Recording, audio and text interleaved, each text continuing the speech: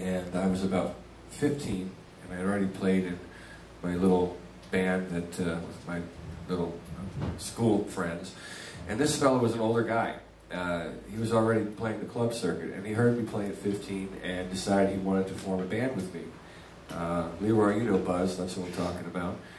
And so because he had so much experience, I learned a lot from him. And I played 3 years in that band. And then I moved to Los Angeles, and I met Steve Smith, another amazing drummer, and Stu Ham, and they played on my first record. And yeah, is that a ooh or a boo? No, Stu, yeah, right, okay, good, yeah, he's amazing.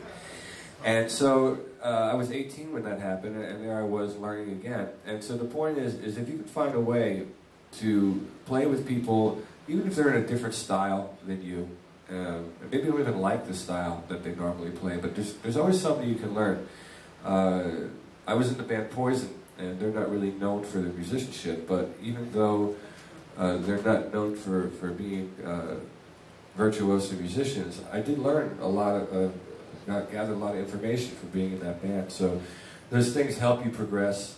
And the other thing I always talk about as someone that writes songs, which for me was the whole motivation to even be a musician, was to create my own music. That's my whole reasoning for playing the guitar. It's because I want to be creative. There's a theory I have, basically I call it input and output. So if you look at songwriting as output, you're putting something out. It's coming out of you. You're channeling these emotions, these ideas, these thoughts, and you're putting it into a format, a song, where people can respond to it. So that's the output. The input is life, living your life, gaining your perspective, and having a point of view. So you have this circle that happens. And when that circle becomes broken, that's when a lot of people talk about the idea of writer's block. And for me personally, I don't necessarily believe in writer's block. It just means that you've exhausted yourself and you need to go out and do something else, get more input.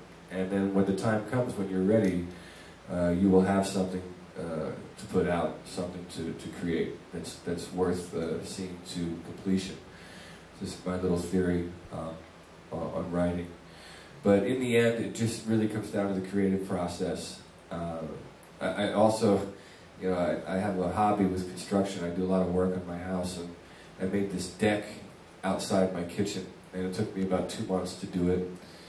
I worked leisurely when I felt like it.